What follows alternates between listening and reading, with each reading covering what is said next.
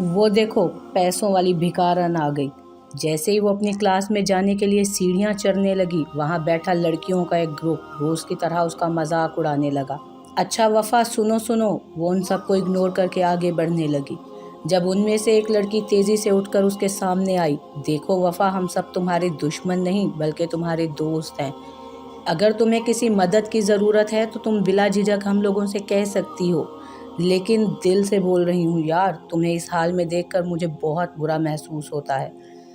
वफा का सर ता पाँव जायज़ा लेकर उसने नफ़ी में सर हिलाया, जबकि उसके इस अंदाज पर वफा ने नासमझी से उसकी तरफ देखा। उस लड़की के बाकी दोस्त भी उठकर उसके पास आ गए थे। तुम ये भिखारियों वाला चोगा पहनना छोड़ दो। एक बार फिर उसने वफा के खुले खुले कपड़ों पर चोट की।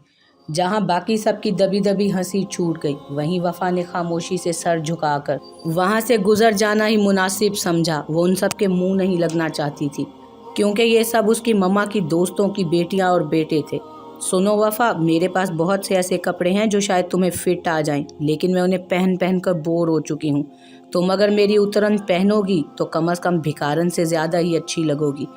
लफ्ज़ उतरन पर उसका दिल कट कर रह गया, जबकि बाकी सबका कह कहा बुलंद हुआ था, वो जो उसके कानों में किसी निश्तर की तरह चुभ गया था।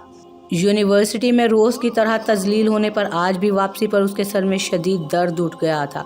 चकराते सर और बंद होती आंखों के साथ वो ड्राइंग रूम में रखे सोफे पर ढह सी गई। मासी, एक गिलास पानी लाकर दें प्लीज़। गुलाबी चेहरे में घुली मामूल से ज़्यादा सुर्खियाँ, तपे और सुते चेहरे पर फैला कुर्ब उसके अंदर की तोड़ फोड़ का पता दे रहा था। हद से ज़्यादा खुली फ्रॉक, बोसीदा सी चप्पल, बादामी रंग की पुरानी चादर में वो कहीं से भी मरियम खान की बेटी नहीं लग रही थी। वहाँ से गुजरती दो आंखों ने इस मंजर को बड़े गौर से देखा था और वहाँ से हट गया था। बीबी जी पानी। सलमा ने उसे पानी ला कर दिया। नकाहत से बमुश्किल उठकर चंद सांसों में पानी पिया और बैग उठाकर बेदिली से अपने कमरे की तरफ बढ़ गई। अपनी माँ के कमरे के सामने से गुजरते हुए उसे उनकी हंसी की आवाज़ सुनाई दी। इसके साथ ही किसी और औरत की आवाज़ भी उनके कमरे से आ रही थी, जिससे उसकी माँ इस तरह बात कर रही थी जैसे मरियम खान न जाने किस कदर खुश मिजाज औरत हो। लेकिन न जाने कितना वक्त गुजर चुका था, उन्होंने अपनी बेटी की तरफ मुस्कुरा कर देखने की भी गलती नहीं की थी। ये लो मिठाई खाओ। फातिमा ने रसगुल्ला अल्तमश की तरफ बढ़ाया। बस बस माँ, क्या हो गया है, इतनी खुशी किस बात की? पूरा रसगुल्ला खाकर वो अपनी माँ की खुशी से तमतमाते चेहरे की तरफ हैरत से देखने लगा। तुम्हारे बोलने पर आज मैं गई थी अपनी दोस्त की तरफ और उनसे तुम्हारे रिश्ते की बात भी की। फिर वह तजस्सुस से गोया हुआ। दिल की धड़कन कुछ पल के लिए थम सी गई थी। उन्होंने बोला कि अल्तमश रायज़ादा को अपना दामाद बनाना उनकी खुशकिस्मती होगी। सीने में रुका हुआ सांस इस खबर पर बहाल हुआ था। अभी ये बाउल तुम रखो, मैं ज़रा बाकी सबकी भी इस मामले में राय ले लूँ। उनकी एक्साइटमेंट पर वो मुस्कुरा कर रह गया था। वो जानता था कि अगर उसकी माँ जाकर इस रिश्ते में उसकी मर्ज़ी का बताएगी तो कोई भी इस रिश्ते से इनकार नहीं करेगा। तभी वो पुरसकून होकर अपने कमरे की तरफ चला गया। आज तुम यूनिवर्सिटी नहीं जाओगी। नाश्ते की टेबल पर मरियम ने उस पर हुक्म सादिर कर डाला, जिस पर वफा ने बस एक नज़र उनकी तरफ देखा था और दोबारा अपनी प्लेट पर झुक गई। इनकार का कोई फ़ायदा नहीं था, क्योंकि होना वही था जो उन्होंने बोल दिया था। कुछ देर में सलमा के हाथों में तुम्हारे लिए सूट भिजवाऊंगी, पहनकर तैयार हो जाना।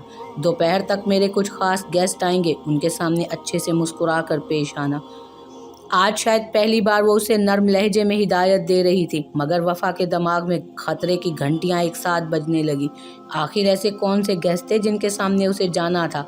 वरना आज तक इस घर का जैसे एक कानून बन गया था कि कोई यहाँ आए या जाए, मगर वफा किसी के सामने नहीं आएगी। मैरून रंग की पाँव को छूती फ्रॉक, जिस पर जरकून के छोटे छोटे मोतियों और सितारों से हल्की फुल्की कशीदाकारी की गई थी, चूड़ीदार पजामा और बड़ा सा दुपट्टा जिसकी कटारियों पर सुनहरे रंग की खूबसूरत कढ़ाई से बॉर्डर लगाया गया था। एक पल के लिए अपने लिए मरियम के मुंतखब किए गए कपड़ों पर उसे हैरत हुई थी। आज तक जिस माँ ने उसे शोक रंग देखने के लिए भी नहीं दिया था, किसी कामदार सूट का तो शायद उसकी ज़िंदगी में नामो निशान भी ना था, आज उसी माँ ने उसके लिए मैरून रंग का इंतखाब किया था। और इस कढ़ाई को देखकर तो वो मबहूत सी रह गई थी। चंद पल उन मस्नूई फूलों को छूकर महसूस करते ही गुजर गए, लेकिन जब नज़र महरून रंग के सुनहरी जरी से सजे जूतों पर गई, तब वो मज़ीद हैरत ज़दा हो गई। बीबी जी, बेगम साहिबा बोल रही हैं कि आप तैयार होकर नीचे आ जाएं।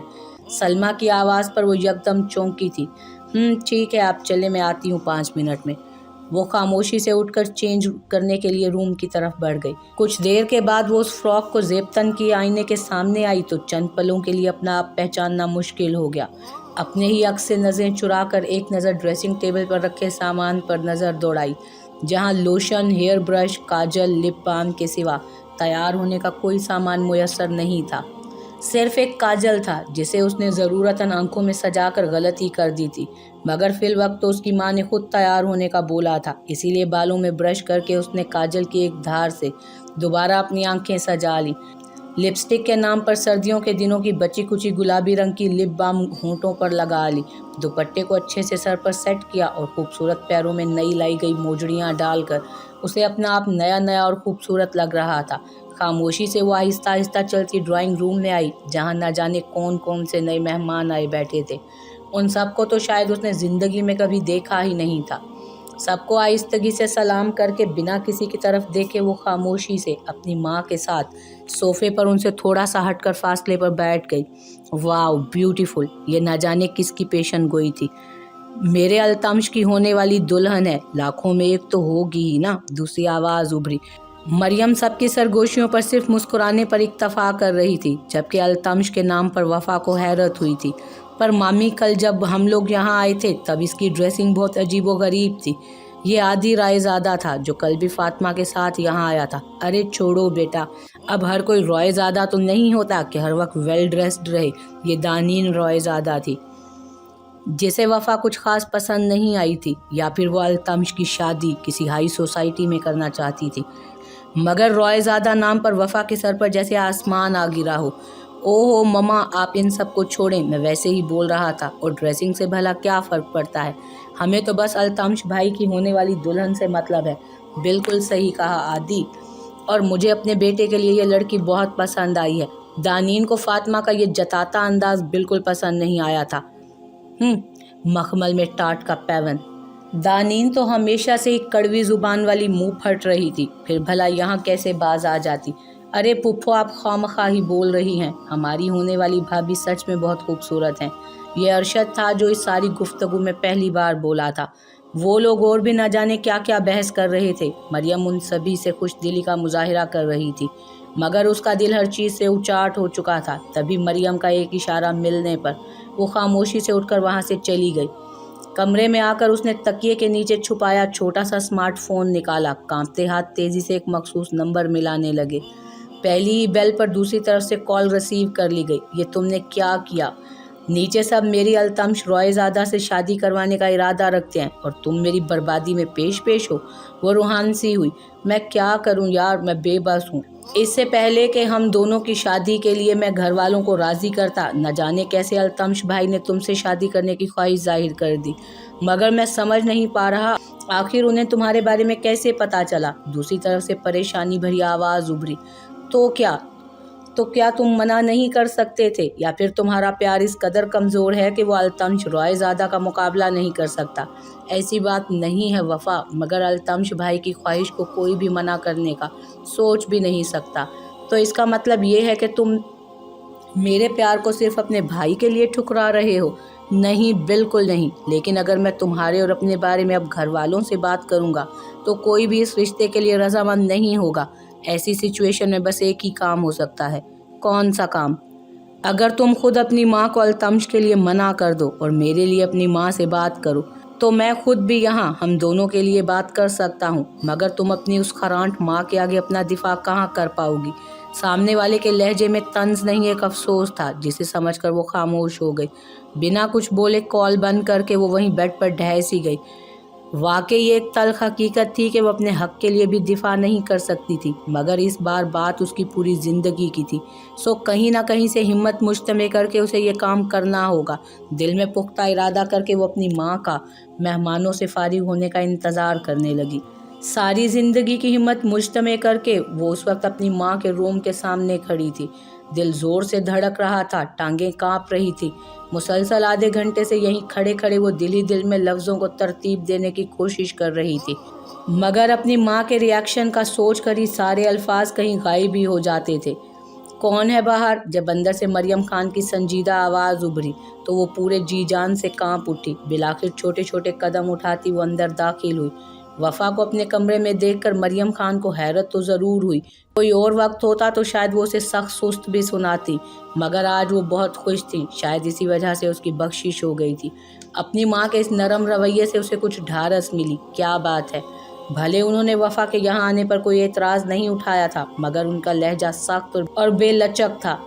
माँ, वो मैं आपसे कहना चाहती थी कि डरते डरते आधी बात दरमियान में छोड़कर वो अपनी माँ के तासुरात देखने लगी, जो कि उसके शायद बात के दरमियान में रुक जाने वाले अमल के बाइस नरम से सख्त होना शुरू हो चुके थे। जल्दी बोलो, मेरे पास वक्त नहीं है, वो बेजार से लहजे में गोया हुई। वफ़ा ने हलक तर करके खुद को दोबारा बोलने की हिम्मत समेटी। माँ, मैं ये कहना चाहती हूँ कि आप मेरी शादी अल्तमश रॉयज़ादा से नहीं करवाएं, बल्कि अभी उसके मुंह से अल्फाज बाकी निकलना बाकी थे। इससे पहले ही मरियम का हाथ हवा में बुलंद हुआ और चटाक की आवाज़ के साथ पांचों उंगलियों की छाप उसके नाजुक से गाल पर छोड़ गया। बदज़ात, इस दिन के लिए तुम्हें पाल पोस कर बड़ा किया था कि तुम मेरे सामने यूं इनकार कर सको। वो गुस्से की शिद्दत से वफ़ा पर धाड़ी थी तो वो यकदम सहम कर 2 कदम पीछे हट गई। आंखों से आंसू रफ्तार से बहने लगे। मेरी बात तो सुने माँ, मेरी ज़िंदगी पर मेरा भी तो थोड़ा सा हक है। रोते रोते न जाने उसमें इतनी बात बोलने की हिम्मत कहाँ से आ गई थी, मगर मरियम के दूसरे जन्नाटेदार थप्पड़ ने उसे ज़मीं बोझ करने के साथ साथ सारी मुजतमे हिम्मत भी छीन ली थी। तुम्हारी ज़िंदगी पर तुम्हारा कोई हक नहीं है। अगर हक है तो वो सिर्फ मेरा है, क्योंकि मैंने तुम्हें पाल पोस कर बड़ा किया है। जल्दी तुम्हारी शादी अल्तमश रॉयज़ादा से होगी और इस बात में कोई दो राय नहीं है। अब अपना मनहूस चेहरा लेकर यहाँ से दफ़ा हो जाओ। वो दोबारा धाड़ी तो वफ़ा रोते हुए तेज़ी से अपने कमरे की तरफ भागी। क्या हुआ? क्या बोला तुम्हारी माँ ने? दूसरी तरफ से बेचैन आवाज़ उभरी थी, मगर वफ़ा में कुछ भी बताने की हिम्मत कहाँ बची थी। जब से मरियम के कमरे से आई थी उसने रो रो कर अपना बुरा हाल कर रखा था। फॉर गॉड सेक वफ़ा, रोना बंद करो और मुझे सारी बात बताओ। सामने मौजूद इंसान झुंझलाया था तो उसके रोने में मज़ीद तेज़ी आ गई। कुछ नहीं हुआ। माँ नहीं मानी, वो मेरी शादी अल्तमश से करवा कर ही दम लेंगी। रोते रोते उसने मरियम का फ़ैसला उसके गोश गुजार किया। सामने वाले के अरमानों पर जैसे ओस पड़ी थी। मैंने तो पहले ही बोला था कि हमारी इस मोहब्बत का अंजाम बहुत बुरा होगा। मैंने कभी नहीं सोचा था कि अल्तमश भाई तुम्हारे लिए रिश्ता भेजकर हमारी इस कहानी को यहीं ख़त्म कर देंगे। वो हद दर्जा अफसोस से गोया हुआ। क्या अब कुछ नहीं हो सकता? वफ़ा की सारी उम्मीदें टूट चुकी थी, मगर वो एक बार फिर उससे पूछकर दिल को तसल्ली देना चाहती थी। बदकिस्मती से नहीं, अब कुछ नहीं हो सकता। अल्तमश भाई की ख्वाहिश के आगे कोई अपनी ख्वाहिश नहीं रख सकता। अगर मैं ऐसा कर भी दूँ तो तुम्हारी माँ को तो तुम जानती ही हो। सामने मौजूद इंसान उस वक्त बेबसी की इंतहा पर था। उसके लहजे में भी गहरा दुख बोल रहा था। अल्लाह हाफिज़ वफ़ा, मैं तुम्हारे लिए खुशियों की दुआ करूँगा। हालांकि मैं जानता हूँ अल्तमश भाई जैसे मगरूर इंसान के साथ रहना किसी जहन्नुम में रहने से कम नहीं है, लेकिन मैं फिर भी तुम्हारे लिए खुशियों की दुआ करूँगा। और हाँ, आखिर में एक और बात, तुम जहाँ भी रहो, जिस भी हालत में रहो, मैं करता था, करता हूँ और करता रहूँगा। ज़िंदगी में कभी भी अगर किस्मत हमें दोबारा मिलने का मौका देगी तो मैं कभी भी उस मौके को हाथ से नहीं जाने दूंगा। सामने मौजूद इंसान का गलूगीर लहजा और बातें उसे मज़ीद रोने पर मजबूर कर गईं। बिना कुछ बोले कॉल काट कर वो औंधे मुंह बेड पर गिरकर तकिए में मुंह छुपाए फिर से रोने लगी। दिन तेज़ी से गुजर रहे थे। मरियम ने उसका कहीं भी आना जाना बंद कर दिया था। हर वक्त वो अकेली कमरे में बैठी अपने सामने डायरी खोलकर न जाने क्या क्या कुछ सोचती रहती। उन दिनों मरियम ने एक बार भी उसकी खैर खैरियत की कोई खबर नहीं ली थी। वो नाश्ते की टेबल पर अब नहीं जाती थी। सलमा उसे नाश्ता, लंच, डिनर सब कमरे में ही ला कर देती थी। उसी के ज़रिए उसे मालूम हुआ कि रॉयज़ादा फैमिली आकर शादी की डेट फिक्स करना चाहती है। शहर की मशहूर ब्यूटिशंस उसका मेकअप आकर करती तो बेहतरीन और महंगा तरीन डिज़ाइनर उसके कपड़े डिज़ाइन करता। कोई और वक्त होता तो वो ये सब देखकर बहुत खुश होती, मगर जब दिल की दुनिया ही वीरान हो गई थी तो दुनियावी रंगीनी किस काम की। उपटन की रस्म हुई। न जाने किस किस ने आकर उसे उपटन लगाया, मगर उसकी आंखें तो जिस इंसान पर मरकूज थीं वो खुशी और खामोशी से सारे कामों में बढ़ चढ़ कर हिस्सा ले रहा था। न जाने कैसे वो अपना दुख किसी पर आश्कार नहीं कर पा रहा था। एक दो बार वो वफ़ा के सामने आया तो उसने शिकवा कुनाह नज़रों से उसकी तरफ देखा, जबकि वो उसकी तरफ एक ज़ख्मी मुस्कुराहट उछालता दूसरे कामों में मशगूल हो जाता। خاموشی سے رسمیں ادا ہوئیں اور وفا خان سے وفا رائے زادہ بن کر وہ روشن ولا میں آ گئی۔ اتنا بڑا گھر، حیران کم پریشان زیادہ ہو گئی، مگر اسے زیادہ پریشانی کا سامنا نہیں کرنا پڑا کیونکہ لڑکیوں نے ڈائریکٹ اسے التمش کے کمرے میں پہنچا دیا تھا۔ بلیک اینڈ وائٹ کلر کے ماربل، سفید صوفہ سیٹ، سفید دیواروں، attach bath room, changing room, گول جہازی سائز بیڈ پر سفید بیڈ شیٹ، سفید دبیز پردے اور خوبصورت ڈیکوریشن پیسز سے سجا یہ کمرہ اس کے کمرے سے لاکھ گنا اچھا تھا۔ سامنے ہی دیوار پر سجی التمش رائے زادہ کی سحر انگیز فوٹو فریم، جس میں سے چھلکتی اس کی مقناطیسی آنکھوں میں کچھ پل کے لیے اسے اپنا آپ ڈوبتا محسوس ہوا۔ بیٹھے بیٹھے اس کی کمر اکڑ گئی تھی، تھکن سے بدن چور تھا۔ دل چاہا کچھ وقت کے لیے اس نرم و ملائم بیڈ پر لیٹ کر آرام کر لے۔ اپنے دل کی خواہش کو وہ شاید عملی جامہ بھی پہناتی، مگر دروازے کے باہر ہوتی ہلچل محسوس کر کے وہ اسی حالت میں وہیں ساکت بیٹھ گئی۔ شاید خاندان کی لڑکیاں دروازہ رکوائی پر اس سے نیک وصول کر رہی تھی۔ ان آوازوں سے تو یہی نتیجہ نکال پائی تھی وہ۔ کچھ وقت بعد وہ بلیک شیروانی میں اپنی بھرپور وجاہت کے ساتھ کمرے میں داخل ہوا تھا۔ کچھ دیر کمرے کے درمیان میں ہی کھڑے رہنے کے بعد وہ نائٹ سوٹ لے کر باتھ روم کی طرف بڑھ گیا۔ کچھ وقت تک پانی گرنے کی آواز آتی رہی۔ چند منٹوں بعد وہ پرسکون ہو کر کبٹ میں نہ جانے کیا تلاشنے لگا۔ اس کی ان سب حرکتوں کا جائزہ وہ جالی دار گھونگھٹ میں سے لے رہی تھی۔ ہاتھ میں کوئی جویلری باکس تھامے وہ اس کی طرف بڑھا تھا۔ پورے بیڈ پر بکھرے اس کے لہنگے کو ہٹا کر اپنے لیے اس نے جگہ بنائی تھی۔ کچھ پل یوں ہی خاموشی کی نظر ہو گئے۔ وہ ٹکٹکی باندھے مسلسل اس کی طرف دیکھتے دیکھتے نہ جانے کن سوچوں میں گم تھا۔ خاموش فضا میں دل کی دھڑکنوں کا شور بڑھا جب اس نے ہاتھ بڑھا کر اس کا جالی دار گھونگھٹ الٹ دیا۔ جھٹ خرگوش کی طرح آنکھیں بند کر کے وہ شاید التمش رائے زادہ کی نظروں سے چھپ جانا چاہتی تھی، جو کہ شاید ناممکن تھا۔ اس کی خوبصورتی پر تو وہ پہلے سے ہی فدا ہو گیا تھا، مگر آج وہ جس قدر حسین لگ رہی تھی، یہ کوئی التمش رائے زادہ سے پوچھتا کہ اس کے دل پر بیک وقت کتنی بجلیاں گری ہیں۔ لمبی لمبی آنکھوں کو مسکارے اور مصنوعی پلکوں نے قاتل نظریں بنا دیا تھا۔ گلابی گالوں پر بکھری سرخی اس کے حسن میں چار چاند لگا رہی تھی۔ چھوٹی سی ناک میں نوز پن کسی کو بھی گھائل کرنے کے لیے کافی تھی۔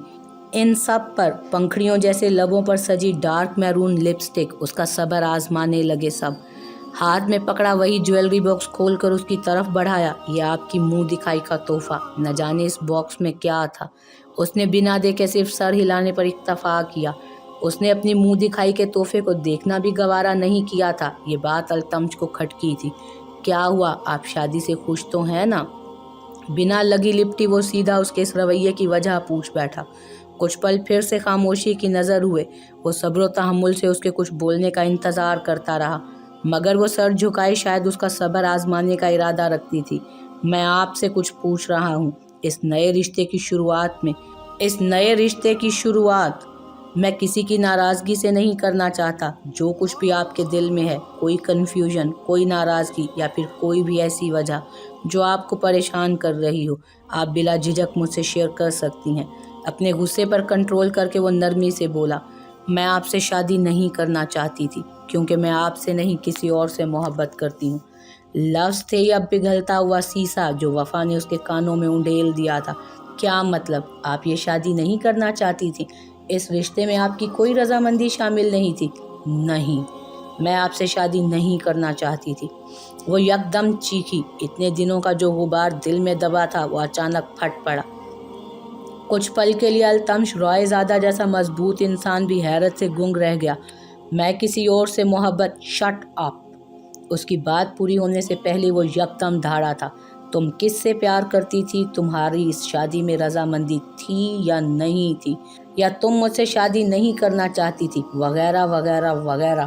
یہ سب تم نے تب بتانا تھا نا جب تم میری دسترس میں نہیں تھی۔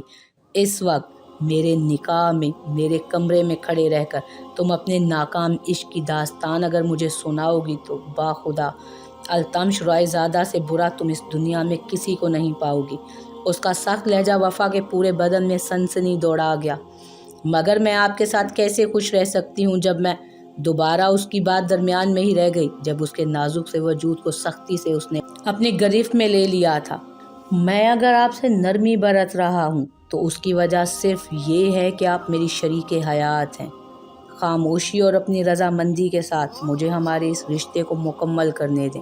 سنجیدگی سے وہ اسے اپنی گرفت میں لے کر سنجیدگی سے گویا ہوا، لیکن مجھے کچھ وقت ہی تو نہیں دے سکتا میں آپ کو۔ میں یہ بات واضح کر دینا چاہتا ہوں کہ آپ کا نام، احساسات، جذبات، دکھ سکھ، ہر چیز التمش رائے زادہ سے جڑ چکی ہے۔ اب میں ہم دونوں کے درمیان کسی تیسرے وجود کو برداشت نہیں کر سکتا۔ اس کے ماتھے پر لب رکھ شاید وہ اس رشتے کی پہلی بنیاد رکھ چکا تھا۔ آج اس کے جانے سے گھر خالی ہو گیا تھا۔ مریم خان نے ایک نظر خاموشی سے سونے سونے گھر پر ڈالی، جو آج سے پہلے اتنا ویران نہ لگا تھا جتنا آج لگ رہا تھا۔ شکست خوردہ سے چھوٹے چھوٹے قدم وہ اس کمرے کی طرف بڑھانے لگی جہاں انہوں نے برسوں پہلے جانا چھوڑ دیا تھا۔ ایک نظر دروازے پر لگے تالے پر ڈالی، جہاں زنگ کے ساتھ ساتھ مکڑیوں نے بھی جالے بنا لیے تھے۔ ہاتھ سے ان جالوں کو صاف کیا، مطلوبہ چابی سے لاک کھول کر وہ اندر داخل ہوئی۔ ہاتھ بڑھا کر ایک ساتھ ساری لائٹ آن کرتے ہی جیسے وہ آج کئی سال پیچھے چلی گئی تھی۔ کتنی ہی خوبصورت یادیں اس کمرے سے وابستہ تھیں، جب وہ سب ایک ساتھ ہنستے مسکراتے ایک دوسرے کے غموں میں شریک ہوتے تھے۔ دو تکلیف کے آنسو ان کی آنکھوں سے نکل کر گالوں پر بہہ گئے۔